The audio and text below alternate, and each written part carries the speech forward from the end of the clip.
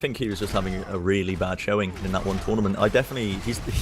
People have blown it completely out of proportion. He's definitely not as bad as a player as people are making out. I was reading the Reddit comments, which is always a mistake, and they were literally like crucifying the guy in the comments, calling him trash, absolutely everything. But I think it was just one bad showing, and he has had decent performances in the past. So we will see as we are diving into the university section of Oasis NRG versus Cloud9. As you can see, it's going to be the close-knit corridors being contested by NRG. It's a big wraparound currently taking place, and Cloud9 actually opting for the triple DPS sort of divey composition, utilizing that high ground well. Neither team looking to engage just yet, just playing around their strengths on the map. The point has been unlocked, and now we may start to see a bit of slow contention coming out. Numlock's moving his shield forward here and there. I think they're just really waiting on Ube's hook condition if they can find a kill, but it's going to be IDDQD is going to be the first to fall here. Sure for collecting that one for his team, and they are going to get the cap as well. Numlock could not contest it. NRG forced into the back corner here. Pulse Bomb comes out from the side of Zephyr. Again, that ultimate builds up so quickly. You can just spam them out all day long. Surefall collects another one. Gods, and that is going to be the call to go in there. And for some reason, NRG pop off the nano boost onto Harblu, trying to salvage that fight. A bit questionable there. Whoa, that was a tempo nano boost coming out right as he got it there, dummy. He knew that Harblu was actually on really high energy and there was a potential to shred a couple of people, but really difficult just to tag the targets that are playing in the triple DPS. And he'd already lost a couple of players. That was a very risky play to go for and punished immediately by Cloud9. But you saw the battle of positioning at the beginning of this area where both teams are just trying to bully the other out, but the triple DPS has got so much a better ability to control the high ground and try and poke and wrap around them and threaten flanks. So look at NRG's positioning at the moment, so far back, and they're having to pop the beat just to engage. Yeah, that's not great. I would prefer to use it in response to Surefall's blade, which might get sent out. Attack visor comes out from Selly. Has found Uber. Transcendence also by Rolf, as he's just going to be trying to keep his team alive. They are definitely finding the kills on the side of Cloud9. Numlocked in a bit of trouble, has to back off. He's on a sliver of HP, just getting rammed down. The shield is broken. Is he going to be falling here? The heals are coming out, but it's not going to be good enough as they are just getting spawn camped up. Surefall steps a little bit too close to the spawn doors, does get hooked up there by Uber. Cloud9 on an absolute monstrous spree right now, just holding on to this point. However, the man to watch now is most likely going to be Harblu on that Zarya. He's Graviton Surge ready and waiting, and there's a lot of ultimates almost online as well for NRG, so this is the time to strike right now. Well, NRG's main crowd control ultimates are so slow to charge as well that Dummy's almost got his nano boost immediately. Oh, wow. But IDDQD has died. Both of those players, Adam and Gods, stuck in the middle of that Graviton. They've got a couple of picks back, but with Dummy going down, they don't have the nano boost to use. Surefall has been knocked down, but still going to be able to get back up and take out Ajax, and it's into overtime. There's nobody left there. IDDQD not even able to blink onto the point, and Cloud9, they take that without even really being, even looking contested. Yeah, Zarya loses, Graviton Surge being one of the most powerful ultimates in the game. You saw in the final moments there, you can almost instantly win a fight off the back of a single good Graviton Surge, and Harblu just couldn't find it. That's the power of the sort of triple DPS dive composition, is that you don't have to stay congregated like other tanky compositions. You can be all over the place and basically force NRG into worse positionings themselves to try and get off a good Graviton, and we saw it exactly there. Now they're switching up a little bit. Just in this sort of pre-game before the doors open, we're seeing very similar compositions. In fact, I think it is mirroring each other with the Divas, the Pharahs, the Mercies, bringing out the Trays as well, and of course Lucio with that. Recent changes made to Lucio have made him much more viable to run without an Ana, because the heals he provides now are absolutely insane. They are crazy, but both teams are going to be working on their Pharah Mercy pockets here, and Surefall to start with has got a fairly big rocket onto Ube, trying to pressure him out. Dummy's keeping most of their heals just onto everybody else, trying to heal them rather than putting the damage boost onto his Pharah, but there's so much damage coming out onto everybody on the NRG side. They got an early pick on the roof, but they just couldn't change that into anything else. Harblu's going to get popped out of his mech, and once again, the first fight going over to C9. Numlock's doing a good job there, staggering in the final moments. He has bought a little bit of time for his team just before they lost that point there. Interestingly, yeah, I mean, when you're running against the Fire Mercy, of course, the D.Va is an excellent sort of counteract to that. Just a defense matrix being really good at soaking up those damage-boosted rockets because they can be really, really deadly. There's no damage fall-off on the rockets whatsoever. One across the map can bring a DPS hero down to, I think, a third of their HP. But look at Shervoy, he's absolutely slamming these air battles. Ube is constantly getting pounded down with these rockets. Meanwhile, on the point itself, the little bit of a fight happening in the top area. The pulse bomb from Selly connects onto Numlock. He ends up falling himself as well. And Shervoy winning the aerial assault battle. He's destroying this Fire Mercy combo. Dummy and Ube do not stand a chance. And Cloud9 still in full control at this point. It really doesn't feel like they're breaking a sweat. Now, as soon as Numlocked and Hablu came in there, they were shredded down to single-digit health, it seemed, within seconds. And that was just the ability of Shortfall to zone out Ube and Dummy, and then Selly's putting a huge amount of damage onto the tanks at the same time as Gods just counter jumps onto them. So again there, Numlock tries to take the high ground, definitely does a little bump and knocks him off. And whilst the Pharah battle is going on, again, Numlocked and Hablu still taking a lot of damage. Has to pop out that D.Va self-destruct there, comes out from Zephyr. He's able to get back into his suit as the beats dropped as well, so they've got that to counteract. Ajax was an early death as well. Absolutely, the fight's still kicking off for now. It seems with the resurrections up, there's not many casualties, but Dummy's already built up his resurrect. Is going to be popping it off, so it is currently a 6v5 fight. Sherfall just hitting these rockets time and time again. He pops off the barrel, he picks up a 2k. That's insane. What is he made of? I don't even know, but he's just completely salvaged this for his team with superior mechanical skills. He was popping off for days, and Sherfall is absolutely one of the scariest fire players I can really think of in the current sort of gaming scene in Overwatch. Yeah, he's always had that pocket pick for them. Ube comes in, tries to use his barrage to get a single pick, but wasn't even able to put the damage onto the support player.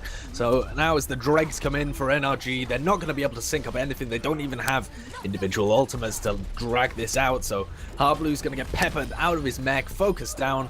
Where's IDDQD? Zipping around, lands his pulse bomb. Takes down Rolf, but that's not even enough to keep him permanently in the spawn queue, as they had the Resurrect just waiting and ready, and so far C9 have been outclassing them. I feel like they are struggling to go head-to-head with C9 as well. You don't have to try and take that Pharah battle, and you don't have to have the Mercy to go alongside Ubi as well. You could try and just run a single Pharah to tie him up and run the triple DPS instead, and just focus on winning the ground battle whilst tying up Shurfor and Adam. That was almost entirely the Shurfall show there, wasn't it? He had an absolute standout performance there on that far, and now a similar composition being used once again by Cloud9 on this section, the jump pad section of Oasis, whereas NRG look like they might want to run the exact same again. Indeed, they are just going to be trying to mirror up these compositions, but from what we've seen in the past, unless they can really either deal with the ground forces initially or quickly bring down Shurfall, they're going to be in a very troubling situation, because they seem to be trying to put all their baskets into bringing down the Pharah Mercy combo on the side of Cloud9, and it's not really working out for them. So we'll soon see if things do change around as we're moving into this. Both teams just sort of rolling out. NRG playing very much more passive, the center point being completely taken control of by the side of Cloud9. Numlock wants to try and gain the high ground. He's jumped into the back balcony, but that's just going to literally get him jumped on. He was alone. Alone to the Wolves, gets bitten to pieces there by Cloud9. Yeah. Zephyr on the D.Va just slamming home all these kills. It looks like it's going to be another early win here for Cloud9. And this is the kind of thing you see from NRG, is that they're playing the dive, and people individually on their team aren't uncomfortable on the heroes that they're playing so much, but they don't seem to have a plan. Numlock comes all the way around and dives without having the peel ability of Harblu. Harblu's nowhere near him. There's no way that he's going to get out either, because he just used his jump to be able to get up. So he's literally just asking to be killed in that situation, and it didn't look like NRG had a plan to either help him or try and make use of his distraction or the space that he gained, and now they're in the super sticky position of trying to get back in. Absolutely. Ube moves into the back with the damage boost, trying to take the 1v1 against Shurfall. Eats a rocket. The second one, not quite finding the kill. Still putting in the work, though. Gods with the 2k, meanwhile, on the point, just been running people down with a lightning gun. Shurfall again wins the 1v1 against Ube. The mid-air direct air shot hits it again onto Dummy. This is beautiful gameplay. I love a bit of Pharah v Pharah action, but now demeched Harblu. He's going to get staggered, forced to jump off the map indeed, so he can respawn with the rest of his team. Here's one of the problems that I'm seeing from them is that Heartblue's trying to peel with his defense matrix and in general trying to put pressure onto Surefour to help out his Pharah Mercy combo, but that puts Numlocked in and IDDQD in at a huge disadvantage when they're actually trying to go for any kind of dive, because Zephyr and Gods are just peeling so well for each other and being able to put damage on the players on the ground that they're getting missed, and then who cares if there's a Pharah in the air? Yeah. Absolutely, and once again, we're going to see them trying to move in. The self-destruct gets let off there by Cloud9, doesn't connect onto any kills. There's still ultimates across the board for both these teams to utilize to try and take this point. I mean, the pulse bomb did get committed there by IDDQD, doesn't claim the kill. Dummy falls as well. That was with the resurrect. That could have turned the fight. I think that might just be the final nail in the coffin here for NRG. They let off a final self-destruct from Heartblue, but Heartblue once again has fallen. The barrage popped off as well.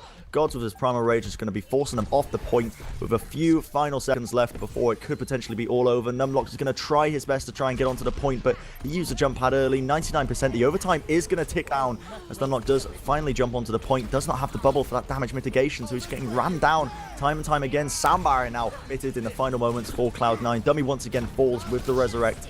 So it means there's going to be no second chances here for NRG. And I think with this overtime slowly getting ticked over here, they've got Ube on the point, but it is most likely in these final moments, it is IDDQD just to cause a bit of mayhem, but the overtime finally is going to tick down, and it's going to be Cloud9 winning map number 1. And, you know, like I said, I'm an NRG fanboy, but I was kind of expecting that kind of result.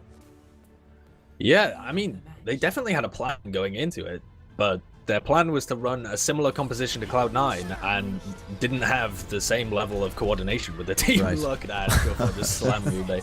I felt like he wasn't actually destroying Ube in the 1v1s, but he was applying so much more pressure to Ube plus the rest of his team that Heartblue felt like he had to help out, and then the rest of the team was at a severe disadvantage. It was completely obvious, especially when you're taking the occasional third-person view or just being able to look at the tanks, that Gods and Zephyr had a much better understanding of when they wanted to initiate, who they wanted to be able to appeal for in certain situations, and just more of a focus on the battle around the objective rather than the sky.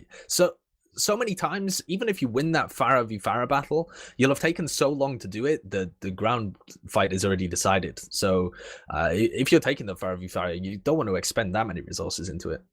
Yeah, they were running a similar composition as if they could match them, you know, man to man in terms of mechanical skill, which they definitely can because they've got the players for it on NRG. But like when you don't have the same coordination as Cloud9, you're just going to be setting yourself up for defeat, which we did just see. But the next map we're going to be going into, of course, is going to be Numbani. Now, Numbani, I again thought it's another map that Cloud9 are probably going to be not favorites on, but going to be expected to do especially well. And after that previous performance as well, I mean, again, I gotta probably give this one to Cloud9 to be winning it once again. But remember, this is a best of 5. It's not over just yet. Even I'm basically skipping all the way ahead as if Cloud9 have already just won the money. But we're not at that point just yet. No, still. but I think you're right in saying that some similar concepts apply to Numbani, especially the first point, which could be really pivotal and decide who ends up winning the map, essentially. I mean, on Numbani, you essentially have the first point, and then you have a little bit of a scuffle in the streets, but not much. And then you have the final bend, where the games really get serious. If you're getting locked off in the streets, that's probably because you're just getting outclassed by the other team, or you've really failed to make a proper push. That area is far less defensible than it is on many other maps. But the first point is very crucial because it's that hybrid map, and it can be quite difficult to crack. And a huge range of compositions are also really viable. But some of the most looked for are the ones that Cloud9 have been showing and have been succeeding on, where you've got the Diva Winston dive, so that you've got the verticality in your composition, and you've got the Soldier 76 that either Selly or Shofor have been excelling on, or you can run the Pharah occasionally as well. Yeah, absolutely. Just having the ability to contest the high ground is so important for trying to retake this first point. And in a lot of cases, defending it as well. You see, some teams, they run more static compositions on the defense, and it's almost asking to get run over because eventually one of the high ground sort of breach attempts by the attacking team is almost always going to concede, or succeed, I should say. And eventually, as soon as you get control of the high ground, the other team are a massive disadvantage when it comes to trying to defend just the point. So we'll see which way the teams decide to take it. I believe, once again, lobby is getting sorted as we are currently speaking, trying to find the right server and location again. But the players will be joining fairly shortly. It is going to be NRG on the attack, first of all. So what are your expectations coming in this? From what we've seen of their hero pool, what are we sort of thinking? I think the team has shown glimpses, like real glimpses, not that much, of trying to run the triple DPS dive compositions, and their triple tank when they were running it before. Just in general, actually, NRG have looked very uncoordinated. It kind of looks like they took bits and pieces of strong players and the strong individual talents that they've seen on other teams, and they're having real difficulty gelling them and trying to mesh them together with any sort of cohesion. They don't look like they really have a good understanding of where different people want to engage and how they want to play. You see teams that have that just innate intuition of where their teammates are going to be at certain times, when they're going to go in and how they're going to support them. NRG don't look like they've developed that, and I don't think it's for lack of trying. I think that some of these players have different styles that don't go together particularly well, and they're struggling to make any composition really work well at this kind of level where we're talking about competing against teams like Cloud9. I could definitely see them running just a 2-2-2 dive composition like we've seen them run with the D.Va and Winston, but put a Soldier 76 there, flex Ube over to the Genji rather than the Pharah, and see how that works for them. They could go with some kind of tankier composition and take control of the top left from the attacker's perspective, but I feel like that's really opening you up to just being dived upon in this kind of meta. So it's going to be interesting to see what they actually roll with, but I'm looking for a step up in terms of how they're supporting each other. Yeah, so I mean, during that first game, we didn't really see any glimpses of that. The coordination still seemed to be on a level of what we saw in the previous games. Again, you got to give them a little bit of leeway in the fact that they have lost Seagull recently. The one guy they were practicing with, for absolutely months, preparing in this roster to just go out, on all cylinders. But with the recent, with his recent departure. They have been trying out all these different DPS players all the time, and I can't imagine that is any good for practice whatsoever. You're going to be struggling to find some meaningful sort of coordination when it comes to that. Yeah, definitely. But on that same vein, it's not like the team is in a position where they can just try and plump for somebody and see how it goes. They have to try and find somebody that fits nicely with the rest of their team, because they're currently lacking anybody that seems to fit the bill particularly well.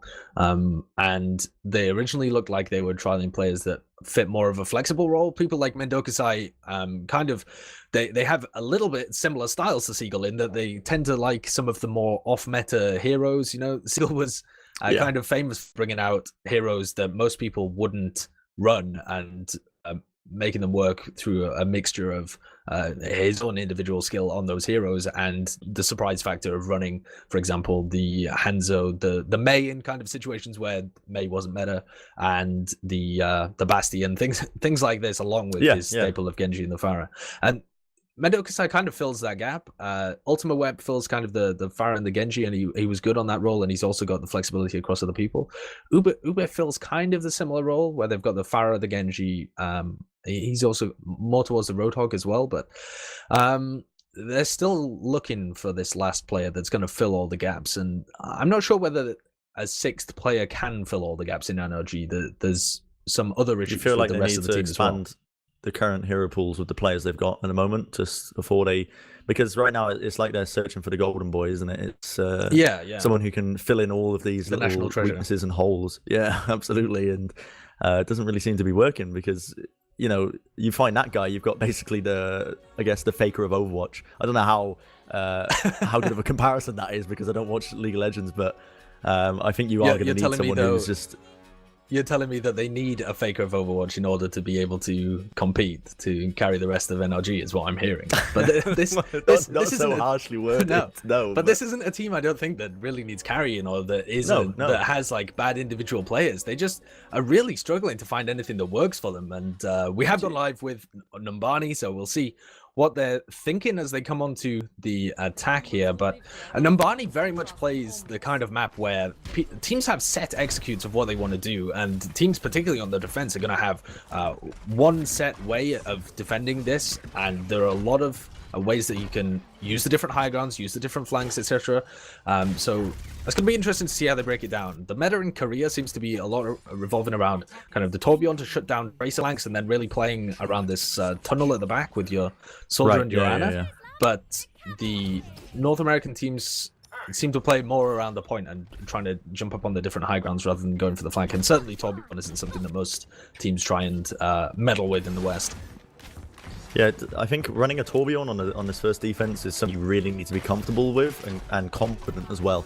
In the fact that if you're running a Tourbillon, you're pretty much setting yourself up to full hold them, because you don't want to be switching off the Tourbillon roll and having an ult disadvantage when you're going through, I guess, the streets phase. But here we are, risky. We're rolling out with it. Absolutely. It's going to be NRG running a tanky composition. Yeah, with triple tank. No vertical mobility really whatsoever, and they're going to be contesting it straight up. They run all the way into Gods. Gods immediately brought down to quite low HP. We're just going to get healed up just below them. The hook comes out onto Zephyr. Don't actually have the damage to bring him down. That is unfortunate. If they managed to get that early D-Mech, that could have been crucial for them. But Numlock Shield is kind of going down, and now the initiation has been called from Gods, just jumping up and down for now, teasing them if you like. Still, NRG just holding strong. And that is the first pick. Ajax is the man to claim it. Selly ends up going down. That is crucial. Lucio, that new DPS hero that was recently introduced. And now Void is going to start to get contested. And this is showing a bit of signs of life. Ube with the hook combo onto Gods. Claims another one. IDDQD finding Surefour. This is looking excellent for them so far. They're going to be moving a bit forwards just to not let them get really any foothold in this sort of streets area. But with 2 ticks already, NRG get a performance that I wasn't so much expecting, especially with the composition they were running. I'm not gonna take anything away from NRG there. They definitely played that thoughtfully in terms of how you should play the triple tank. Yeah. But C9 didn't try and go into them. Zephyr and Gods had real opportunity there to use their boots to try and get up top and knock some people down to the high grounds and get the early pick. And instead, they just allowed people to poke. And that look at God's Look at the bubble. That's incredible. So I've never seen that silly. happen before. That's crazy. The traffic light bubble. That's incredible. I think that was unintentional. Yeah, absolutely. But no, they have ultimates to use to come into this. Attack Visor is on IDDQD. Ube has his whole hog. They've also got a sound barrier on Ajax. He built that up pretty quickly, and they're going to be using that to defend this. Put it through the streets phase. He pops it off. It's Sally with Attack Visor his own. He's picked up a 2k Surefour in the back lines. Finds Numlock as well. This is looking beautiful for Cloud9. They managed to defend it, and it was actually the sound barrier used by Cloud9 there. Oh no, it wasn't. Sorry. Okay, I see. Alright, I'm mistaken. Ajax tried to pop up the sound barrier to save it, but he got picked at the most crucial time there. So Cloud9 needed that to win that team fight. Yeah, and that situation isn't too bad though for NRG. They're working around their ultimates here. They want to set themselves up for a good initiation with Harblu's Graviton Surge that they're going to have up soon. They'll probably be able to use... Oh, Oob's getting a hook up top as well. Wow, what a save by Gods. Almost got that, but yeah, nice save as he drops that bubble down, and in comes the Graviton Surge into the top. Zephyr unable to block that one, and they get a lot of damage out there. Adam and Sally the first to drop already, and IDDQD's popped off his attack visor in the back as well. Tactical visor going down. That doesn't pick up too many, but it definitely zones out the rest of the players, and they've got a good push through streets here. Yeah, as expected, I think the streets phase is easily one of the hardest points to defend with on Numbani. It is the hardest point to defend. It's going to be always risky when the spawners for the attackers is always much more advantageous. But look at that, NRG looking for more, trying to play around Ube's hook. That is excellent damage being put off there. It's Rolf, and he's going to be falling almost immediately. And they've got Numlock's Earth Shatter. Harblu's on an absolute mad one, bearing in mind. He's pushing up all the way into the spawns. He is slamming them right back into it. He's not letting them set up a decent defense. Ube as well gets the kill onto Zephyr. That is wonderful stuff for them so far. And this is something that we're only seeing in recent times in Overwatch, isn't it? Is the never really trying to let the defending team get comfortable and get a good push. Oh, and NRG really... That's incredible. Wow. They have knocked Cloud9 completely off tempo here. Ube pops out his whole hog. It needs to be kept alive, but Dummy can't quite manage it as all of that damage comes down, focusing him out. And it looks like eventually Cloud9 are going to be able to pop out of their spawn and hold things. But they got that around the first bend there completely for free, just pushing on those individual picks and the momentum that they were able to gain off that. So that's a really great push from NRG, actually. That speaks a bit more to the kind of aggressive coordination that we wanted to see from them. And they certainly knocked Cloud9 off kilter. I actually think that was a Cloud9 just not showing respect to the picking potential of NRG at all during that first point. I think they didn't really expect to get spawn camp. They were moving out of their own spawn, not getting a good reset with the defense. But now the initiation comes in. God's just trying to hold on to the high ground. He gets bio-grenaded up, has to pop his bubble. He is still healthy, leaps away as well, so he's going to be able to get those heals, but still picks on either side. In fact, Numlock is very, very weak. He does have that Earth Shatter to work with, though, and look at this. The post-bomb connects. Numlock's so weak. The bio-grenade forced to be used on him to heal him back up. Bubble comes down, does not connect. God's with an excellent... Oh my goodness, that was insane. He drops the shield at the exact right moment, but I don't think it really matters. The Nano Visor combo is going to be coming out here for IDDQD. He's popped it off. The Helix Rocket is going to be bringing down Gods. The picks are flowing through right now. It's a kill feed of red for NRG as they are slamming through this final stage of Numbani. Just a single player as Zephyr. Adam now moving onto the point, trying to hold on for as long as he possibly can. Gods now moving in, gets sucked in with the Graviton, and the sound barrier being popped off is the cherry on the cake for NRG as they get a very decent time on Numbani. A really good time on Numbani. They storm through the first checkpoint. I immediately take it because Gods and Zephyr aren't applying enough pressure, and just by spamming they managed to find the kill on Selly and roll that one forwards. Take a really great fight on the second point just through great use of their ultimates and a Graviton that Zephyr wasn't quite able to catch in the defense matrix because Harvey cleverly just pushed it into a little nook and cranny, and then they roll that one all the way forwards, getting pick after pick, and then they're just set up for their ultimates again at the end. And that was into Cloud9's triple DPS as well, and the fact that they applied so much pressure with their tanks off that second checkpoint stopped Cloud9 ever being in a position where they could dive. And as soon as you knock them so that they're on the back foot and they're not able to get aggressive, you've gone a long way to already winning the fight, because the triple DPS can just pick you apart. I mean, if they dive into IDDQD there where he's on the Soldier, or even onto Harblu where he's on the Zarya, they can find those picks and snowball very quickly, but they were constantly on the back foot because of the aggression from NRG. Honestly, really impressive stuff. A lot of it comes down to the NRG were playing super well, but Cloud9 didn't show any respect whatsoever when they were pushed off the streets phase. They kept moving out to spawn, not as 6, just waiting around, and Harblu was on incredibly high energy that entire last push. And he could easily just solo kill, you know, take these 2v1s when he had his shields off cooldown, which is exactly what we saw. Most of the picks were just getting off Harblu, being supported by his team. And this composition now, we're seeing Harblu on his signature Roadhog for NRG on his defense, Numlocked and Ube on the more flexible and mobile roles. They've got the Winston and Genji respectively. And it's going to be Cloud9 running what looks to be a the 2-2-2 dive. So running that Winston and Diva. And Harblu on the Hog here is something that I've been thinking about a lot, is that teams that have a Hog kind of like to run it, but just slam it into kind of more of a dive style, where normally you'd see him running, I mean, either the Tracer or something to make a triple DPS dive, or more usually he would be on the Diva. But instead he has to hit these hooks, otherwise he's a walking pudding that's just going to get immediately taken down here by Cloud9. So it puts so much pressure on your Roadhog to perform in this composition, because he doesn't really have anywhere to go. If he misses these hooks, he's dead. So Harblu has to just be deleting players off the map. Certainly potential for it, but he has to hit the hooks. I'm a big fan of NRG's positioning right now. They've got the two most mobile teammates, the Ube and Numlocked, on the Genji and Winston, just holding onto the high ground, but they're bringing forward so low there. Gods with the 2k, the help of his team, the burst damage has brought them down. They were completely segregated from their team. Good bio grenade from Dummy is going to keep them all in tip-top shape. Harblu has gotten D-Mech out. IDDQD moving in, however. They need to contest this point. It's already on 2 ticks. The hooks trying to pop off for them. Cloud9 finding the picks, however, in the meantime. They did not having to take care of Selly on the high ground because their 2 most mobile teammates immediately died there. And that will be a very rapid take of this first control point. First thing to note of interest is that Shofor and Zephyr have actually switched roles for whatever reason. Shofor not picking up the Tracer and Zephyr not picking up the Diva. Not really sure why they've done that. Normally you'd see them on the other roles, but Shofor had a great Diva play there. I mean, he completely abused the positioning of NRG. NRG were positioning their heals inside the tunnel, and the players who needed heals, Numlocked and Ube, outside the tunnel. So Shofor just walks in between, puts up his defense matrix, and they get all of the kills. You just zone out that heal and the Soldier 76 immediately, so there was nothing they could do. They played that one really well. Just took a while to identify the position and then took them out, and now we're going to have a bit of an ultimate fight on the streets, it seems, as both teams want to contest this card. Begin with the Transcendence, bro. Absolutely. Seller also using his tactical visor there to pick up a few kills and help with his team. God's just running down remnants of these players. And not many ultimates used, I don't think, at all on the side of NRG. They just want to let this sort of phase go. They get stalled the point a little bit. That's Harblue in the backline. Zephyr going to be building up his ultimate even more. He's got that pulse bomb ready and waiting.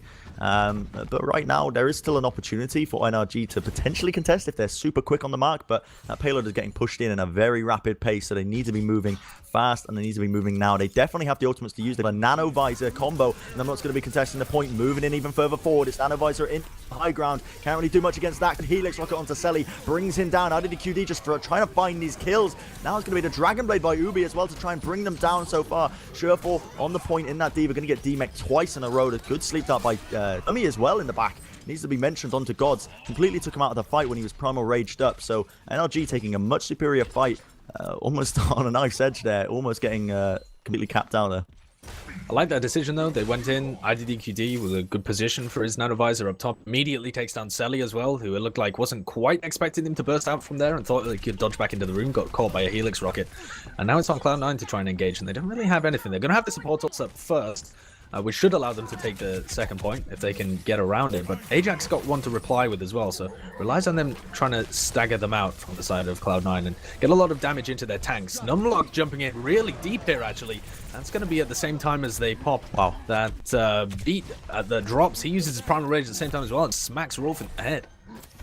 Yeah, they utilize. I mean, I don't know how good that actually was, utilizing two ultimates. They stagnated the push for a little bit, but the streets phase is something that right now there's 3 minutes left for Cloud9 to repush with. They've got basically a tactical visor on Selly. He's going to go down immediately to Harblue there on the flank, though. They're going to be trying to run down Harblue, bring him down. They do finally take it. It's a 1-for-1 trade, but losing your DPS player when he had that tactical visor, I should say, is never really good. But Cloud9 look to be recovering equally as well. They're going to pop off the sound barrier to try and take this fight as best as they possibly can. Ube ends up falling to Gods as he just runs him down with that gun, and there we go. The kills just flooding in for Cloud9. The entire kill feed just filling up with blue, and it will be the cap. So they do manage to stagger this push a little bit on the side of NRG by utilizing the soundbar and attack visor and whatnot. Moving into this now, there's a lot of ultimates on the side of Cloud9 to utilize to push this in. They can definitely chain all of these together, but the question is, I mean, really you have to win 2 fights and then kill all the spawners if you want to be able to lock it out and deliver it to the end of the map, where they absolutely have to. And Harblue is building up the Graviton Surge this entire time, so they're fighting for position and getting into a good stage where they're going to use this. In comes the Self-Destruct at the same time as a Transcendence, and God's already picked off 2. The Sleep Dart onto Zephyr is going to stall out a little bit of the damage, but not enough, as players are falling left, right, and center for NRG here. They just can't keep people alive. Dummy's got this nano boost, so potential to get players back in, see if they can send somebody out, but who do you use it on? Ube when he builds it up, or Numlock possibly as they fight around the point?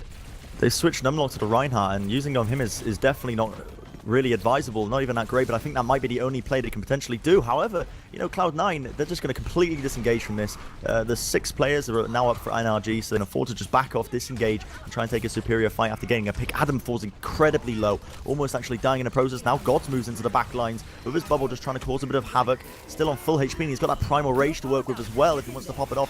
Finally, it's going to be the Nano Blade popped off on the side of NRG, seeing if they can utilize it correctly. Zephyr is going to be the one to fall, but Cloud9 taking the correct initiative there, immediately disengaging as soon as the ultimates were used by NRG.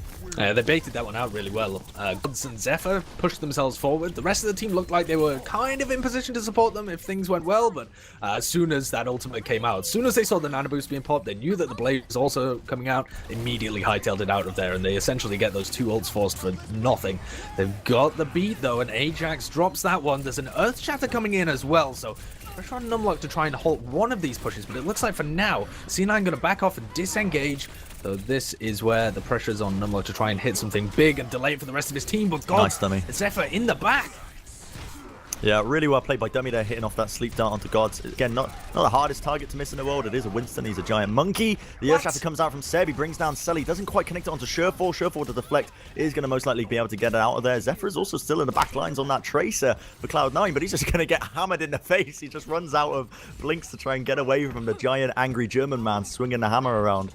I don't think he needed to use that Earth Shatter there, though, Numlocked. I think he could have saved it for a fight a little later on. It doesn't matter that much because they still have some good ultimates to defend with, and there's only a minute left on the board. But it's going to make things much more equal, and Hardblue has to hit off something really good here. Against the Graviton, that is meaty. But the sound barrier is going to get dropped in the middle of it. Ube does so much damage to them, and that was before the Transcendence got popped off. A little late on the trigger finger there, Rolf, and the rest of your team is going to die as a result. And that means that a lot of ults now have been taken out by Cloud9. They've got the Blade and the Pulse Bomb, but is that really enough with 50 seconds left?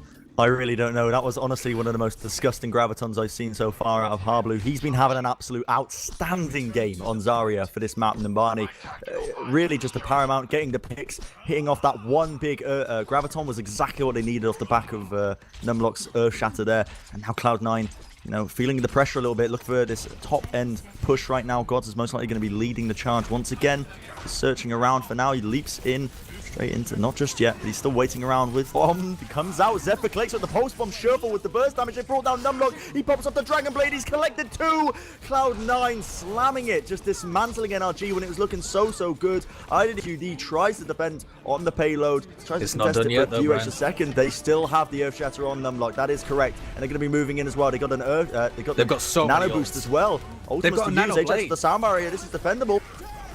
Numlock coming in, he's already got the sound barrier off, he's got the potential to use the Earth Shatter just to lock everybody out as well. They've already found the pick onto Selly. Gods has popped up his Primal Rage in the back, but Numlock has still got the opportunity. Oh, he hits out on the Shortfall and Rolf, the last 2 players who were really in a position to do anything there. And NRG, what a performance from That's them. Incredible. You wouldn't have thought it. If you looked at the first map and looked at any of their previous results, that is a blinder of a map to take right there. And they looked like a different team. They did.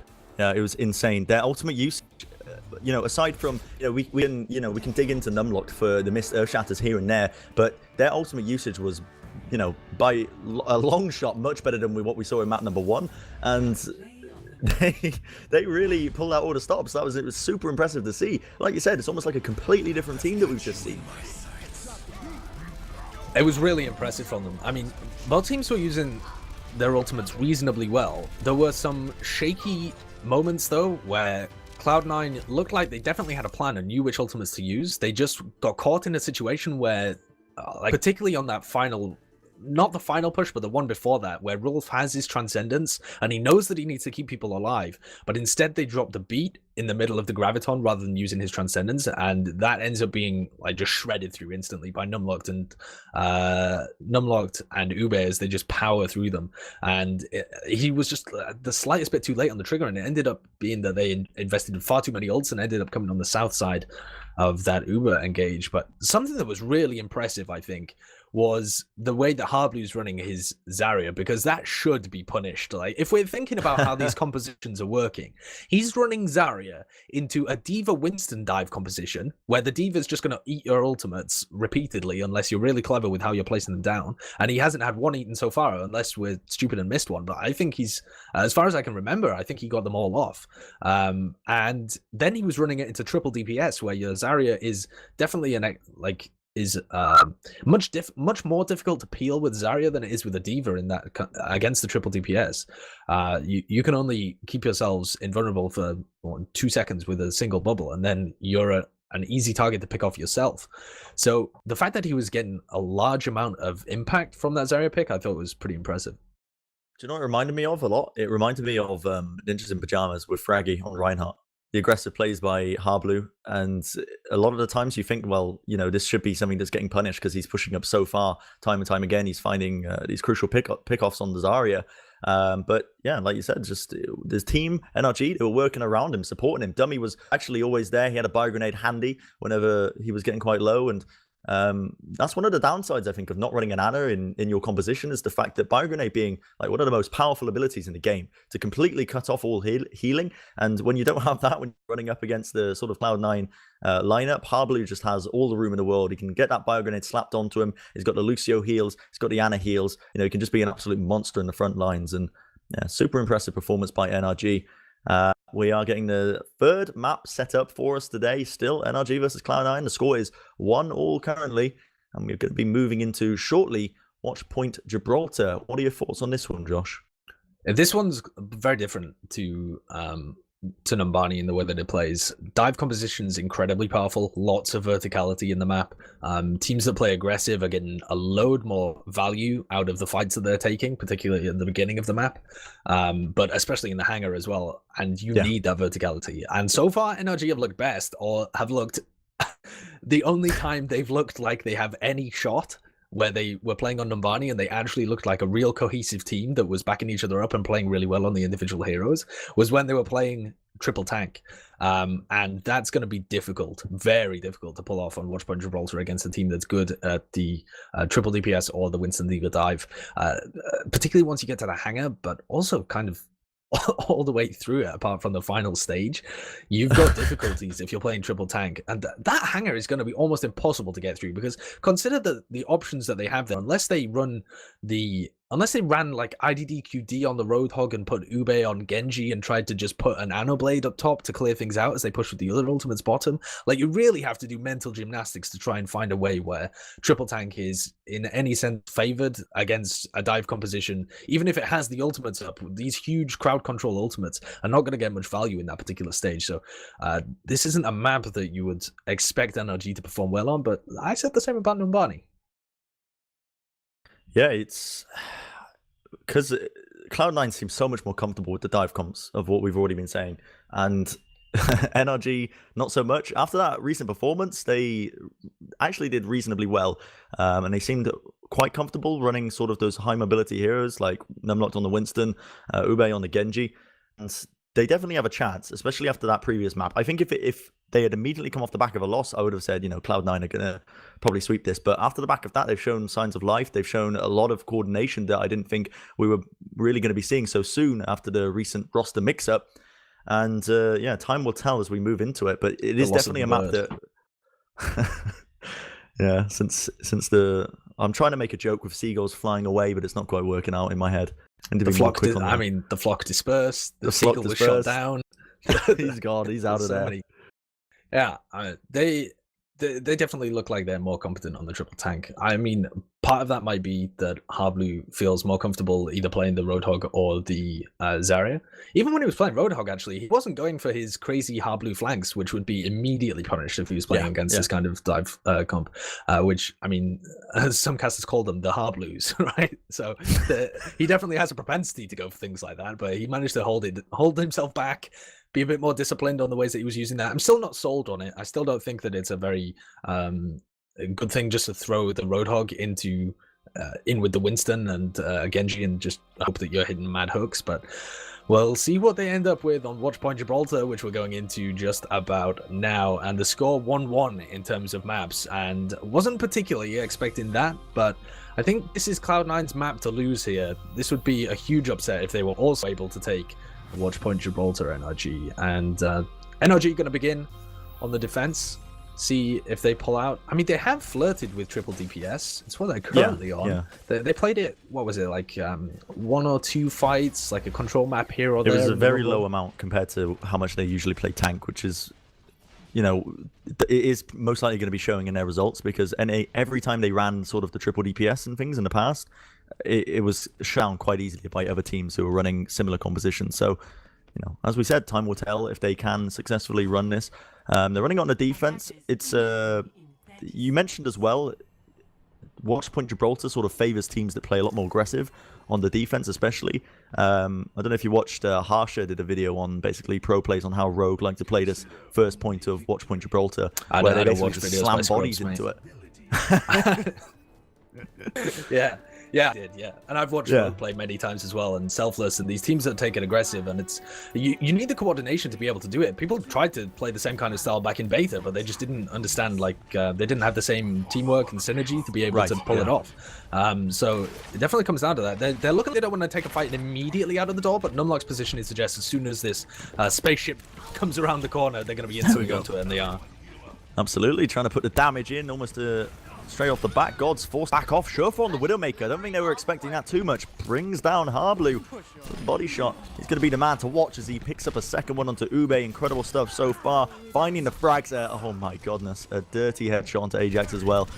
This is looking pretty good so far for Cloud9. They clean up everyone at the exact same time. Still opportunity for NRG to contest this, no doubt about it, but they need something to deal with this Surefour Widow, because he has a complete free reign currently of a lot of sidelines. And it's so effective against triple DPS as well, because you're playing against a ton of really low health targets, and you can take them out. I mean, we've seen the Korean teams try and play it with a Pocket Mercy as well to give you the damage boost. He doesn't have that kind of backup now, but he just hasn't needed it so far. He's destroying them. Oh, gets jumped just now. Going to be able to get out towards the server room.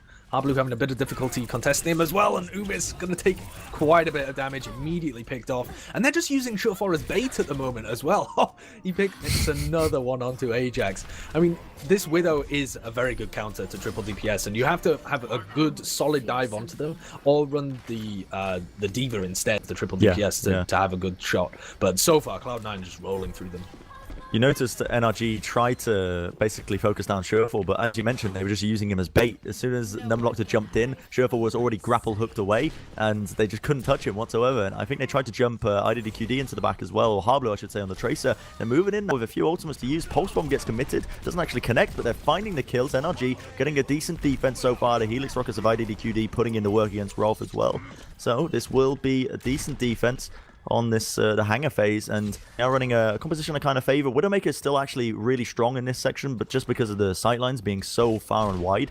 But as long as they keep good control on the top left, and just basically don't let anyone get picked off accidentally. It looks like that's exactly what they're doing. Gods is going to try and initiate onto the hangar in the upper area, but at the exact same time, Numlocked makes his move into the top left, and Ube brings down Selly. So Surefour's still waiting in his top right, but he's just completely oblivious to Ajax running him down with the new Lucio DPS character. I'm going to make that joke several times this cast. You can't stop me. It really is a big change to Lucio, but I think possibly someone else who should make a big change is Surefour at this point, because they need to be in a position where they're either trying to push the payload just at the bottom and focusing on baiting NRG to drop down onto them, or they need to be taking the fight up top. And Surefour so far has been under a bit too much pressure that he hasn't been able to hit the shots that he was at the beginning. So he's going to be sticking on it for now, but ultimates exchange, both sound barriers being popped out. IDDQD coming out with attack visor. See if he can get value out of that one as they're slowly moving forwards and getting a couple of picks. Those are going to be crucial, actually, because now NRG are investing ultimates as well.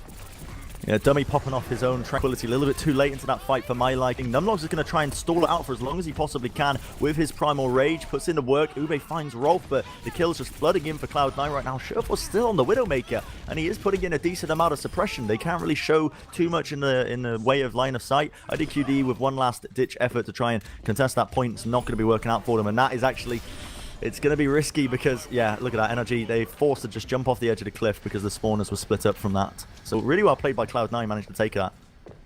And the Widowmaker is still so powerful here. Actually, Surefour's got into the perfect spot. They're gonna be so it's gonna be so difficult for them to get just anybody out. They've transitioned Numlocked over to the Reinhardt because they know that Surefour's gonna be here, and they need a way of pressuring forwards. Like, they need some safe zone to get behind. Ooh. Whoa, Dummy winning the sniper 1v1. This grandma's got something to say about the young blood.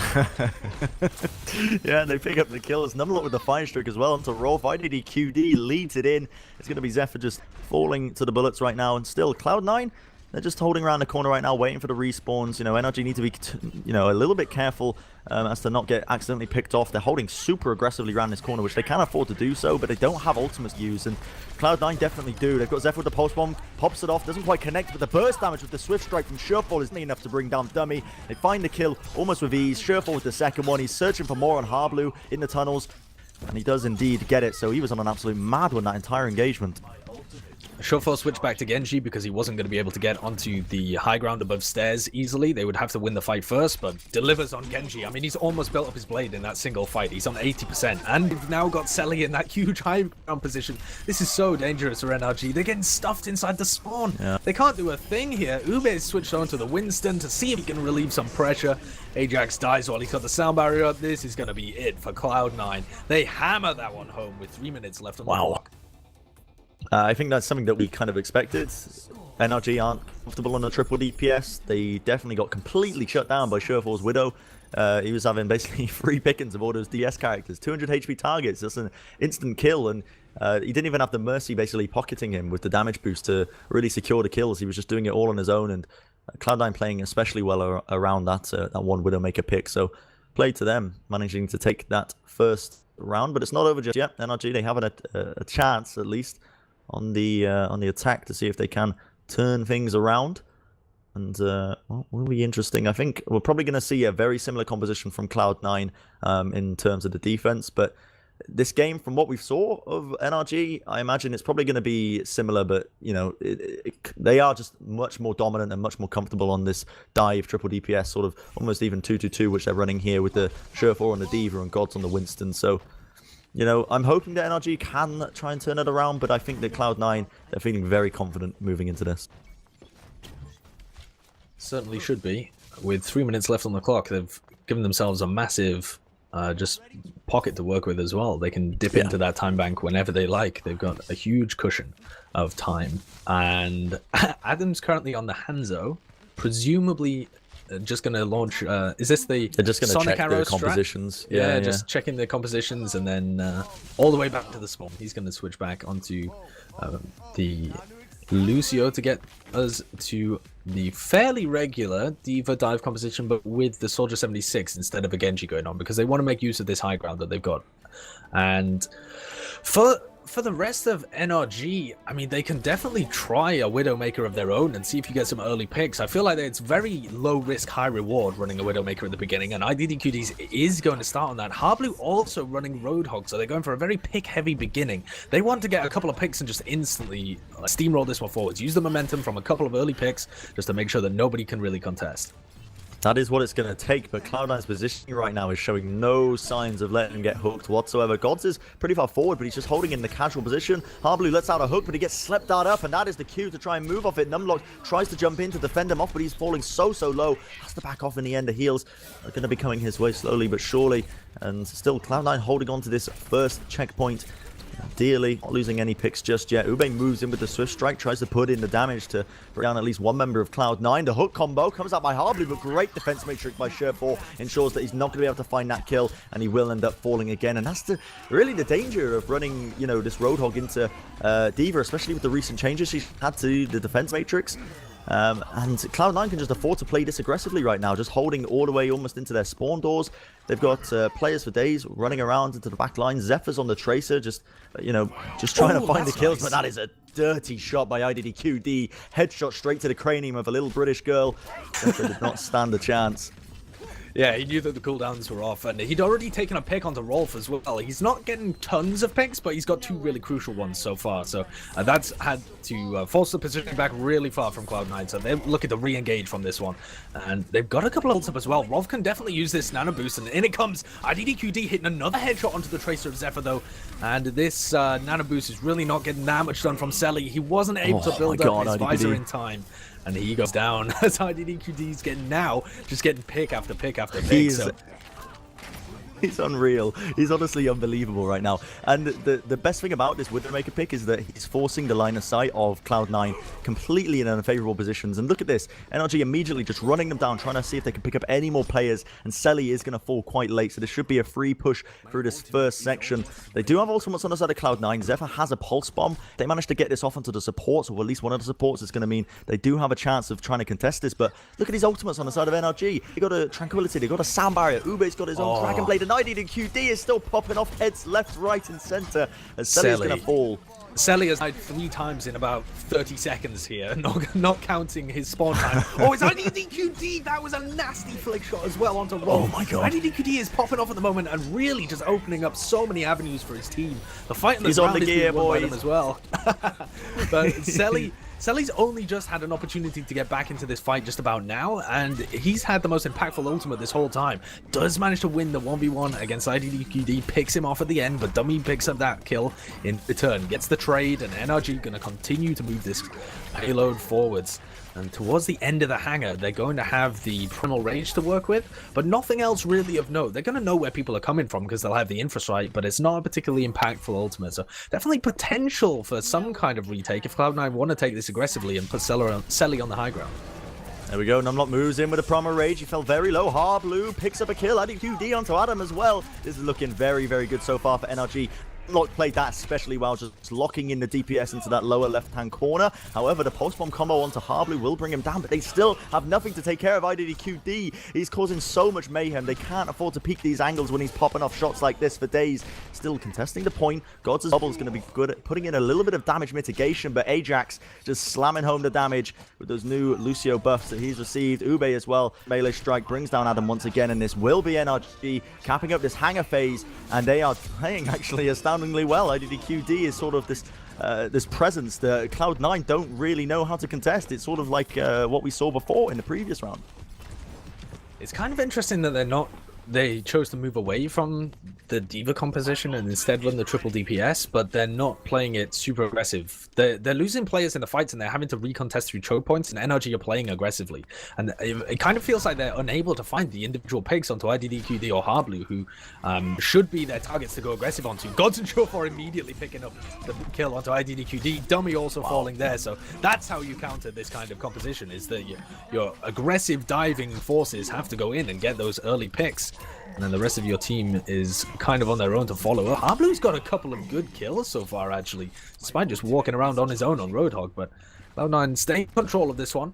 And now it's on NRG to use their ultimates and break through this. Dummy's not running the Ana, so can't sync this together for a Nano Blade. But Ube can still use his Naked Dragon Blade and see if he can sync it with either of the support ultimates to stay alive. They need to bring down Rolf to really stand a chance, because a good Transcendence right now is going to really do a number on them when you're not running an Ana. And here they go, moving in. The sound barriers get committed. Rolf pops off the Transcendence, tries to basically keep these players alive. Dummy ends up falling before he can pop his own Transcendence. Shorefor with the Dragon Blade collects one. The Swift Strike going to be bringing down Numlocked as well. God's utilizing that Primal Rage in the final moments to bring down IDDQD. Still, not a bad fight for Cloud9, but they used a lot of ultimates to try and defend that. And Harblue, for some reason, every time I watch him, he's just in their spawn, just like, you alright guys? How you doing? I think his style of playing Roadhog in this position is that he waits for the dive to go down, and then he just kind of sidles his way out. It's like, haha, see you later, guys, and just goes off on a flank, because then he can pick people up from the side. Oh, look at Gods as well. Sneaky positioning, going to be able to do a bit of damage before he has to jump out here. And in comes the Transcendence from Dummy. So this is a fight that they want to engage to. Ube also going to use his Dragon Blade, but instantly taken down by Rolf. The combination there, the peel as that Genji came onto them, immediately taken out. And Cloud9 probably get the better end of this one as well. Got that final pick on the Harblue. Numlocked also falls, and their investment of the Transcendence and Dragon Blade into this fight is not going to yield any rewards. Interestingly enough, with that engagement, is Shorefor was waiting around the backlines. Of course, with Watchpoint Gibraltar, you can infiltrate the backlines on that Genji with the wall climb. And as soon as the dive was initiated by NRG, the call was made, and Shorefor just made short work of Dummy. You know, Zenyatta's got quite a large hitbox, very easy to kill, especially when you're as proficient with the Genji role as Shorefor is. So he really didn't stand a chance to the tail end of that fight. Still, NRG moving in. Attack Visor comes out from Selly to try and defend this on the side of Cloud9. They pick up IDDQD, pick up a second one. Here's a third. Attack Visor claiming the 3K. Beautiful stuff and a good defense so far. Selly is actually popping off right now. He's claiming all the kills in the kill feed. Still, it will be the defense, and that was, I think, what, just one ultimate used on that defense. Pretty good efficiency, if you ask me, from the side of Cloud9. Yeah. They knew that neither of the support ultimates were up, and if you can't focus down Selly immediately, you're going to die, because they have such low health targets. 5 of their players are on 200 HP or lower, and they've only got them locked on the tank now that Harblue switched over. They're running a triple DPS, but with IDDQD on the McCree. See if he can shut down individual players. Well, he gets a headshot there onto Adam and picks him off immediately. But there's so many ults on the side of Cloud9 that how are you going to break this with only 40 seconds left? Numlock puts out his Primal Rage. They pop off a couple in return, so they've managed to get a decent opportunity for the next push where they'll have Ajax's sound barrier. Ube is going to fall so late to this fight, and he's only going to be able to get into the tail end of this still. Numlock collects the kill into Zephyr. That could be, you know, the silver lining, I guess, coming into this one. Harblue gets the post-bomb onto Gods. Gods leaps away in the nick of time. Does not let any of his team take the brunt of that damage. Brilliant plays by that man there. Still moving in this control point, or the payload, I should say, into the final moments. Selly claims another kill onto Ajax, just holding on for dear life. Shorefor with the follow-up onto Harblue. We're going into overtime now as it's ticking down. The kills thoroughly in the favor of Cloud9. The Dragon Blade going to be coming out here for the side of Shorefor, I believe, and he's trying to pop, not Shorefor, I should say, that was Ube, but he didn't actually manage to get it off. He died just before he could, and that will be match complete. NRG end up losing Watchpoint Gibraltar, making it 2-1 to Cloud9. It's not over just yet. This is a best of 5. So still opportunities abound for NRG to try and claw it back a little bit. In that game, though, they were looking super competitive until it came to that final portion, and then they couldn't find any way of getting around this final bend. And they didn't at any point try and revert to a triple tank strategy, which is viable. They got to the they got to the third checkpoint, and they had something like 4 minutes on the clock. This is where Sully just deletes 5 of their players with a tactical visor. Okay, but they definitely could have. And it was the tank line, really, and their ability to dive that I feel is letting them down when they're playing dive compositions. Hablu looks like he's really shaky when he's playing the D.Va. He doesn't look like he's got a good idea of when they want to go in and who he should be peeling for. Numlocked, when he's on the Winston, has got some very questionable uses of his leap as well, which leave him stranded when he actually has to get out or wants to dive in with people. They look like not only are they not synced up, but they don't look as comfortable in their roles on the within the dive composition. So when it gets to a really sticky portion like the last stretch of Watchpoint Gibraltar, this team, not all teams in general would be better going to triple tank, but this team in particular, if you've got time on the board and your only thing that you have to do in order to be in with a shot of taking the map is completed, then definitely you could move Hablu over to the Zarya and try and sync up some of these big crowd controls, get Numlock playing on the Reinhardt so that you can approach much easier. You don't get deleted if somebody uses a tactical visor into you. So I feel like that's certainly an option for them that they didn't try, and instead they just tried to muscle through the dive. And although that was working for them previously in the map because they were just able to keep Cloud9 off tempo the entire time, as soon as they got themselves built up and had a couple of ultimates, they were getting outclassed. Yeah, it's an interesting point to make because it's easy.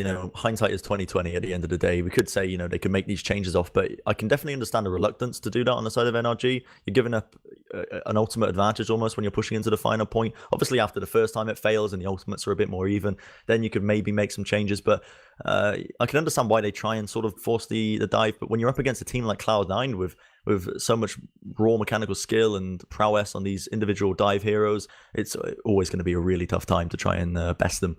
So Cloud9, they end up taking it. The fourth map we're going to be moving into is Ilios. Ilios being an interesting one because there's some sections that favor Widow. We've seen some Widow play already on Watchpoint Gibraltar. It will be interesting to see if they decide to utilize that on maybe the Ruin section. Yeah, I definitely think that'll be coming out. I definitely think the Widow on Ruins is going to be like what teams decide to run into like a triple DPS composition for sure. Because you've got such great sightlines and you have to leap so far to be able to try and shut it down. And you've got the 200 HP squishy targets to play into. Why wouldn't you run a Widow? It works really well when you're playing against that kind of composition. All right, well, we are waiting, I believe, on the lobby once again. But we can talk about, I guess, Ilios in general. From what we've seen of these teams so far, what are you sort of expecting, Josh, moving into? Because I mean, Ilios is a map. It doesn't scream to me like a tanky sort of map. I guess you could run triple tank with reasonable success, but it can be quite tough as well when you're up against a good dive composition. So, what are your feelings now that we've seen a few games by these two teams? People definitely bring up well as if it's a good triple tank stage, and I disagree. Like I can see kind of where they're coming from, and I feel like some people have also raised it as a stage where Orisa would be pretty useful, but it's so open and it's so susceptible to people diving and running a Pharaoh, running any kind of composition that can get behind you and then run flanks. Any kind of tracers are going to tear you apart in that situation. So I definitely don't think they'll be having fun there. If they run it on the Lighthouse stage, then you could make an argument for playing inside the point and trying to run triple tank if you're playing against like a Pharaoh or something. Even then, I don't think it's going to be particularly a strong map for those kind of compositions. I think because we seem to be starting on Ruins, as assuming Cloud9 runs a triple DPS or some kind of dive with the D.Va Winston, if they have IDDQD on Widow, or we might even see a Widow v Widow fight, which would be super interesting. It's been a long time since I've seen one of those. That I think is going to be the best way to take Ruins, and then from there I think Lighthouse is going to be the better one for NRG to try and take. I mean, I realize I'm approaching this from the angle of what could NRG do to be able to win the map, but they are underdogs. I mean, it's kind of surprising to me that they managed to take that one map in this series and make a Watchpoint Gibraltar run so close. They've actually looked like they have flashes of real potential of being like this team that people expected them to be. I think we always knew there was potential in the NRG, roster lineup. It was just tapping that potential, and it always seemed to be like a sort of teamwork coordination issue more so than just individual players letting down everyone. So I think the longer this roster really does play together and works out those kinks of sort of coordination, you can definitely, you could definitely got a very top tier team on your hands potentially. But yeah, they have shown signs of life. Gibraltar was also very closely fought, like almost tooth and nail towards the final ends. What else did we have? We had Nothing, just chuckle to yourself. Decided, no, we're just deciding which team's playing attack and defend, mate. On control, of course. Yeah, of course. Very important. Need a coin flip. Very important. Don't get a coin flip out, please. We've been through that dark days.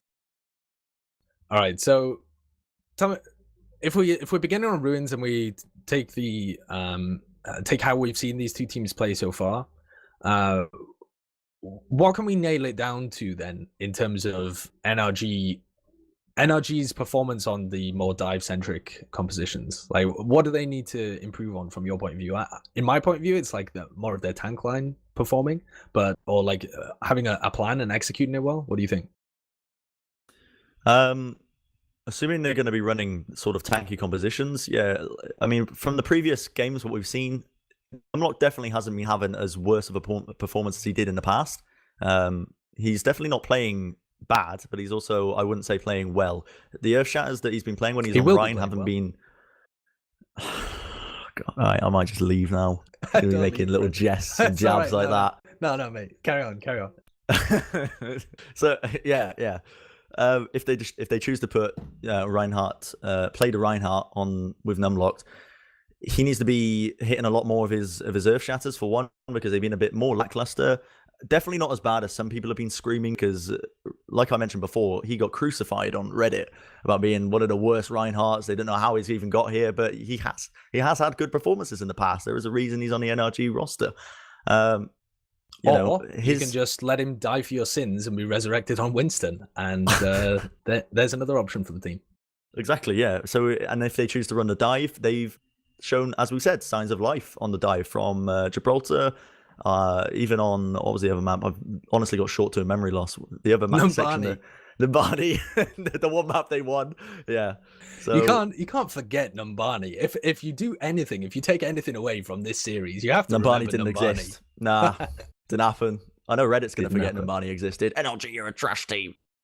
It's split 50-50 between their. I think the reason NRG gets so much like fierce criticism is because people were genuinely expecting this team to do really well, and it has a lot of potential on it, like in terms of individual talent, and obviously they're a super popular team as well, so it attracts that kind of attention. Right. But they definitely have the pieces individually, but they seem so far to be struggling to put them together. But they've definitely had signs of life. I think they're aggressive dive compositions, like the people who are going forwards in the dive, which is normally Numlocked, and then syncing that up with IDDQD and Ube, with Hablu peeling if he's on the Diva, that has been an identifiable weakness, I think. All right, well, it is important. We'll see. And we will be going into the Ilios Ruin section is the first one, I believe. And from the early picks, or the early hero locks in, we are only about 15 seconds away, but it looks like Cloud9 going to be opting to use Surefall on that Widowmaker. NRG not really showing too many signs. I think with IDDQD on the Sombra, what do you think? Is this a troll pick, or is this something that could potentially work? Because Ilios Ruins actually has quite a lot of large health packs. It definitely does, actually. Tell you what, I haven't seen people run it very often. I wouldn't know whether you get your EMP up so quickly, but at the same time, if they're running it with this exact composition that they've got logged in, they don't have two tanks to try and get the most out of building the EMP. Like, if you run it at the same time as if he was running it and they weren't running triple DPS, and instead they had like Hablu running the Diva, then I think you would get more value out of it. But for the moment, given there's only 3 seconds left, it could be something that they end up running with. They've called a pause, actually, so maybe IDDQD timed out whilst he was trolling his Sombra, and instead they wanted to run him on the Widow. But it looks like Shorefor's thinking of doing the Widow as well. So we'll see what's happening with these two teams. Looks like it's a voice communication issue from NRG. Right.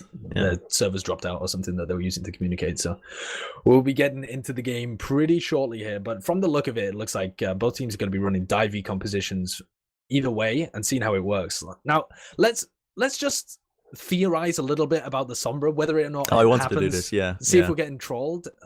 The Koreans have definitely been running it a lot. The Chinese teams have been running it on the control points more often than the Korean teams have. But the Chinese teams have kind of been running Sombra for a long time, and just whether it works or not, they just want to. They just seem like they want to play it. So I don't know whether there's been that like too much thought put into that, but definitely the way that some of the Korean teams are running it now, we're seeing a bit more of how you could arrange a team around Sombra. Absolutely. I mean, on paper, all of her skills seem incredibly powerful. You know, the hacking ability, the ability to just completely cut off health packs from the enemy team, and at the same time build up one of the strongest ultimates in the game, being EMP, is almost insane on paper. But teams have always seemed a bit more reluctant to pick her because of her damage output being quite low. But when you're running a composition sort of like this, what you see, you know, I guess when you're running it alongside a very much divey composition, when you're running Tracer, Genji, Winston, utilizing only just one tank and triple DPS, it can work because you're sacked for absolute damage for days. And she does have a lot of mobility. She fits in with dive quite nicely. You can relocate in and out. You can go in viz. You got a lot of movement speed to boot. So yeah, I think she has her place, especially on paper, in theory. And it's getting to that point in Overwatch where, you remember when Anna came out, teams weren't, you know, they didn't really want to use her too much. She received a few buffs and then it really just exploded out the park. It's not so much like that with Sombra, but it's definitely getting to the point now where she's finally being recognized as a definitely viable on maps that are very health pack heavy, or even against certain compositions. Yeah, for sure. The difference is that you really have to build your team around her, and she has this massive explosive ultimate of the EMP that is almost a one fight unless the enemy team is playing around it really well. Like, if you either have to tank the EMP and have one of your supports miles away who then runs in and is able to save the rest of your team, and then you're able to use the rest of your ultimates, or you have to try and bait it out in some manner. So we are getting live back into the game. It looks like NRG sorted out the communication issues and they are not running the Sombra. Instead, IDDQD switching over to the Widowmaker. So we've got a Widow v Widow instead. Who on earth do we watch here? I think I'm going to take the POV of IDDQD and see what happens with him. I don't blame you at all. He was absolutely hitting heads in the previous game. We'll see if he can work his magic even further now into this. And the initiation call has been made. Numlock wants to make the moves, just holding for now. Putting in a few shots into Sherfall. Sherfall goes down to about half HP there to the side of IDDQD. It's going to be a battle of playing these line of sights. Sherfall brings down Harbly, but IDDQD brings down Sully. It's the Widowmakers bringing down both the players, both the Tracer players on either side. IDDQD finding another kill onto Gods himself. Searching for that kill now onto Sherfall, but he ends up winning the Widow v Widow duel, and Cloud9 just swinging the momentum all the way back around like a pendulum. Numlock tries his hardest to try and secure this point, but, you know, everyone just absolutely getting obliterated by Rolf's Discord orbs. They aren't going to be able to slowly cap this and work it under their favor. Yeah, the difference here is that with the triple DPS attack coming over from NRG compared to the more even across the board balanced composition of the 2-2-2 from Cloud9, is that they can't really afford not to go aggressive NRG. And as soon as they sit back and try and trade the puck a little bit, they're going to lose out because they don't have enough peel. So Numlock is now diving in and they're really going aggressive to begin. Zephyr immediately taken out, didn't have the suit around him. Selly also picked there. So they've found some picks with the immediate force of their dive, and now they can return to the point and try and clean up a couple of other people. But this one's still not going to be easy, actually. Oh, sure, for hitting bodies all over the place. They're struggling to get past this Sure4 Widowmaker, and IDDQD is winning the duels every now and then, but it definitely seems like he's not having as much impact as Sure4 is on this one Widowmaker role. Still, ultimates across the board for both these teams. It's going to be that infrared vision being popped up now as well on the side of Cloud9. They finally utilize a soundbar as well to try and make the movements in. Transcendence being used by NRG. Demi trying to keep the rest of his team alive with the heals. The self-destruct going to get used as well. Doesn't actually claim a kill.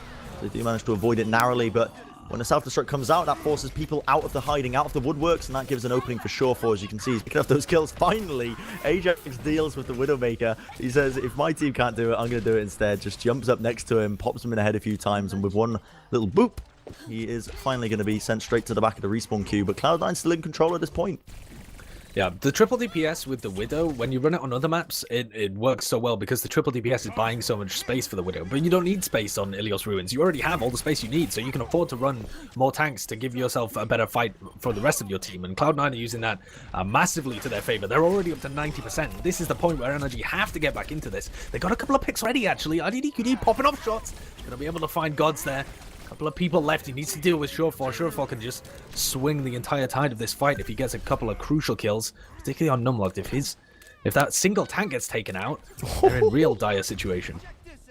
Blue just got absolutely decimated there. Now they're trying to push forward. Again, this is the first cap that NRG actually have here. They're going to be moving in. Numlocked uses his Primal Rage to try and buy a bit of time for his team, but he's got, you know, that Discord Orb firmly planted on him, and he's going to get basically sent that straight to the depths of Ilios Ruins almost immediately. Now the Primal Rage on the side of Gods to be utilized to try and push them off the back of the point. He's right onto the tail of IDDQD. The point is also going to be contested here. Good pulse run by Harblue, does collect a kill onto Adam, but Cloud9 once again firmly in the driving seat with Surefour with the huge line of sight that he's got. They're going to be able to get this recap, and the overtime is going to tick down now. Numlock tries a last-ditch attempt to leap into the fray to try and contest the point a little bit, but Surefour is just playing, what is it, the clay pigeon shooting, just hitting them left and right.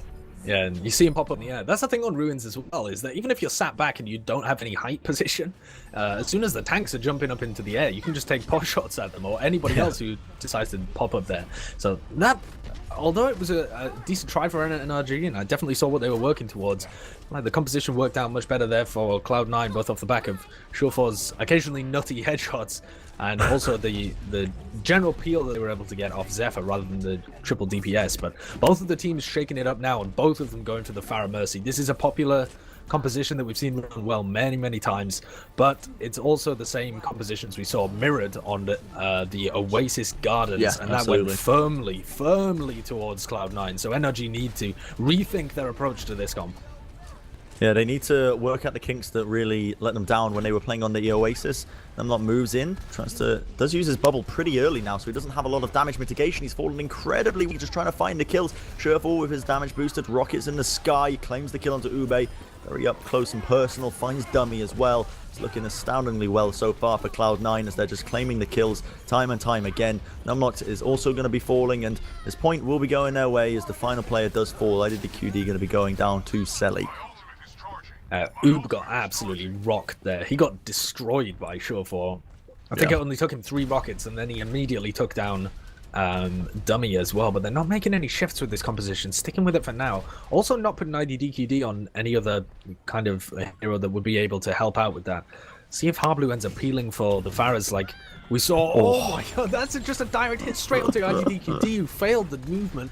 And now Cloud9, once they've got that position at the early pick, nice rocket coming out from Ube though, and he's going to keep his team alive. They might have just baited them in here. That was a lovely double air shot by Ube. He claims another one onto Rolf. That's going to be turning the tide of the battle almost. NRG have found an opening that they can definitely utilize. The rocket's coming in. Ube with that damage boost. Selly did not stand a chance. Just gets one shot obliterated. Numlocked was on Adam, which means there's going to be no resurrections happening into the tail end of this fight. There should be NRG getting the recap here. Surefour is trying to take this long range Pharah v Pharah duel, and the engagement. He pops the barrage off to try and kill Numlocked. But Ube is just a stationary target for him to shoot down. He does indeed claim the kill. That was a barrage trade. A bit unusual there. I'm not too sure why he actually went for that, but yeah, strange times ahead, and a lot of ultimates. It's going to be 6 up for NRG to make their moves now. Yeah, lots of ults for the other side as well, though. Both teams have their support ults live, so they can take a fight and go for the res. It's just, when do you actually want to commit to that? It's so difficult to get value out of a resurrect, because both teams are going to know that they have it. Both teams are going to be focusing down the Mercy as the fight actually gets underway. And Dummy's off healing other people, actually. So Ube is kind of on his own at the moment. Uses the barrage. Self-destruct comes in as well. That fight's 2. Surefour and Rolf both get picked for the res immediately. And everybody from both teams here, Dummy and Adam, getting value out of it, and we're back to a 6v6, Brent. Wow, Ube ends up falling to the self-destruct of Zephyr, turning this fight around for them. Harblue, though, on the counter-attack, does bring down Selly, which means this is a fight that NRG are potentially winning. They have this one-man advantage. Currently, the post-bomb in the backlines from IDDQD brings down Gods, and Adam, the call will be made to reset as he just jumps straight down to his death in the center of Well. So NRG holding on, and they're actually gaining an advantage now in terms of the time available to them. Harblue brings down Rolf, but Numlocked, another post-bomb from Selly. I don't know what's up with this. NRG I mean, yes, they're holding forward aggressively, and Cloud9 are trying to basically force them back with their ultimates. They utilize that pulse bomb pretty freely. Again, it does build up very quickly, but still, right now, NRG still in control, about 80% onto the point. Still trying to take these long-range Fire v Fire duels with the damage-boosted rockets. But Sherford doesn't seem to be having as comfortable of a time as he did on Oasis itself. No, certainly not. And Hardblue isn't helping them as much in terms of applying pressure to the Pharmercy, but they're still getting a fairly decent end of it. Having said that, Sure4 just wins that one. Dummy also picked, so that's not going to be any Resurrect live for this one. That could be hugely pivotal. Numlock's got an opportunity to delay as we go into overtime, but for the moment, it looks like too many players down here, and NRG are going to have to concede the point at some stage here. Hardblue, the last player left alive inside his mech, with IDDQD zipping around the point as well, but he's going to get picked. Oh, Dummy coming in for a fat resurrect, wow. Numlocked and IDDQD back in the fight. Selly is still going ham on the low ground, but they've now got a couple of ultimates to delay with as a Primal Rage meets Primal Rage, and the barrage comes out. Ube finds a pick on the gods, and they've already killed 4 now of Cloud9. Winnable. There's only Sure4 left. Winnable for them. They brought down Adam before he could get the resurrect off, but they need to make sure he can into this fight, and there you go. Sure4 steps a little bit too far away from the point, and it's going to be NRG taking a round. That was an incredible team fight by NRG. They knew they needed to bring down Adam almost immediately, but the resurrect was going to be coming in and ruining their day, and they focused on the priority targets. They knew exactly what they were going into with that fight. And here we are. We have it. It's 1-1 on Ilios. NRG fighting back, and yeah, I mean, I said it earlier, but Sure4 wasn't really having as high as an impact as he once was on Oasis. And this is where we thought we might see NRG switch over to the triple tank. This, of all the stages of Ilios, is slightly better, and the teams looked more cohesive when they've been running it. Ube now, they were flirting with Ube on the Roadhog, and instead it looks like they'll be going with the Pharmercy. The same on the other side, but a different composition overall, because they've got the 2-2-2 with Selly on the Soldier 76, so this is going to come down quite a bit, actually, to how much value IDDQD can get off, I think. They're going to be trying to focus down Numlocked in the backlines. The Bubble's going to be doing a decent amount of damage mitigation here for Cloud9. Still trying to contest the high ground on the balcony. Sure4 with the damage boosted rockets. Ubi's in a bit of a bad position. He's trying to avoid it, but he ends up going down once again to the Fire and Mercy combo of Cloud9. They claim a second one as Dummy is going to fall. And the third. Sure4 just slamming it home with these rockets, having a whale of a time, and Cloud9 will be able to contest. The point is unlocked. They're going to start capping it up, and this will be theirs to take 100% of the way. And Sure4 just wrecked them there. I mean, individually, if you're running the Fire at Mercy, a lot of the times you can end up just spamming at each other and wasting each other's time, but Sure4 certainly got value out of the pick there. Going in with those damage-boosted rockets and just getting so many kills. He's at 72% of his ultimate already, just based on the damage that he's done. The rest of his team are no slouches either. Whoa, look at that! Damage rocket straight onto Ube, and it does so much damage. 2 of those, and it's swiftly out the fight. It's not even that, just one can bring him out of the fight almost permanently because it brings him down to such low HP. Meanwhile, however, the kills are actually going to be flowing in for NRG a little bit here. Rolf ends up going down. The Resurrect's going to be forced out by the side of Adam. Cloud9 want to be trying to take this superior team fight, but they're losing so many players there. Excellent post bomb by IDDQD does find Rolf, and the point is going to start to get contested a little bit here. Primal Rage going to be utilized here by God to try and move them back. Self-destruct as well from Hardblue. Don't actually claim any kills from it still. The point going to be held on, and I think NRG have actually whiffed it a little bit. They've lost the opportunity that they once had. Dummy's now got the Resurrect advantage in that Adam used it in the middle of that fight, kind of a tempo res just to keep Rolf alive, give them the opportunity to use the sound barrier if they needed it at any point during the fight. They didn't. They managed to keep it just safe in their back pocket, but now Dummy's got a bit of an ace up his sleeve that if they go in and they try and dive and play really aggressively and have Numlocked and Hardblue try and apply a lot of pressure, they can potentially get a lot of value out of this res. Hardblue attempts to get damage onto the Farah Mercy. Not going to be able to get anything there. Self-destruct comes in as well. But for now, both of these teams just fighting over position a little bit whilst Gods picks up players in the back line. And Dummy's forced to use his Resurrect. A crucial res there by Dummy. Brings Ajax back up with the Sapphire. Utilizer going to be trying to take this fight even further on still. Tech fires are now going to be used as well by Selly. Trying to bring down these players. He finds Ube, and that's the one disadvantage you've got when you're running the Fire into that Soldier 76. 95%. Cloud9 set off the Resurrect. They're going to be taking this fight 6v3. Numlocked, one of the last man standing. The point is going to start to get contested as the overtime ticks over. It's really the only thing that IDD can do. But it looks like Cloud9, the overtime ticking over, will claim a second round here on Ilios. And They're going to go up. We'll see what stage we get to next. This is do or die territory now for NRG. They are already 2-1 down in terms of the overall series, having performed really well on Numbani, and then pretty well on Watchpoint Gibraltar as well, but not enough to steal the map. And now their life, their tournament life, in fact, is on the line. A reminder that this is a single elimination tournament, and we're in the quarterfinals. So if NRG loses here, there's no comebacks. There's no, oh, we weren't quite ready for that one. This is it. This is your opportunity to progress to the semi-finals, and it's dangling above you. And we're back to Ruins. So IDDQD, the man to watch, he's got to be making a lot of room for them. And it looks like this time they're not running it with a triple DPS. Harblu, seeing the value of that D.Va, has decided to switch off. I like this a lot, but it's going to be mirrored composition at the end of the day. They're going to be meeting D.Va with D.Va, Widowmaker with Widowmaker. We'll see who actually ends up coming on top. I think Shawful is probably going to be the man to watch in this scenario. Just holding, waiting for the angle, seeing if he can hit a few heads. A very passive play so far, but that is the sniper duel. Surely one there. Picks him off. IDDQD going down with a nice quick shot to the cranium. Still trying to find the kills even further in. NRG forced to back off and now play a bit more passive. And it will be the point once again going to Cloud9. Yeah, definitely. But if they're going to back off every time they lose a sniper 1v1, and this is the final stage that they have to play, I mean, you're banking on IDDQD winning a lot of these, and Shufo nearly hits another shot in him as he's flying through the air. That's such a variable thing to plan your entire composition around. If they're not going for these picks anyway, or going for the dive no matter what. Cloud9 have already found 2 picks as well on their front line. That Lucio that has to play so much more aggressive now that his area of effect heals have been dwindled. Both of the supports dying. Cloud9 already at 30%. Yeah, they are struggling really, NRG, to find this foothold they need in Ilios Ruins. Still, there is time remaining for them. Selly has a pulse bomb on the side of Cloud9. I wonder if he's going to get utilized in any way.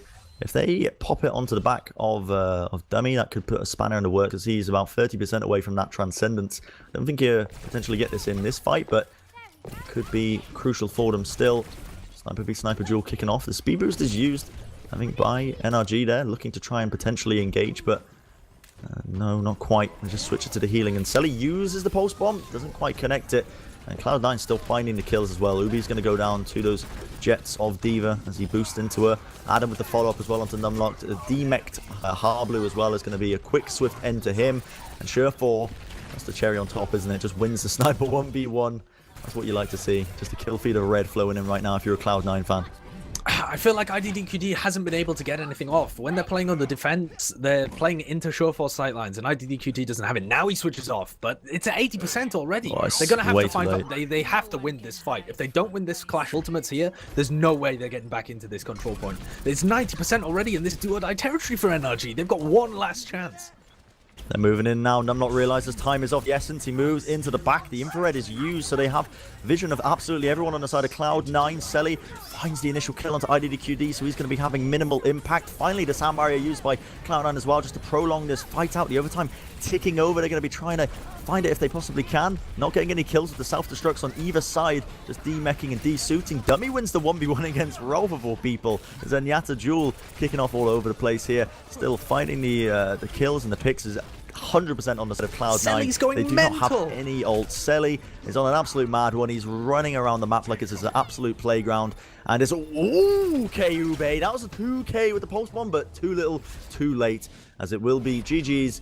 NRG going to be going out to Cloud9. NRG definitely put up a fight, I think, over that series, but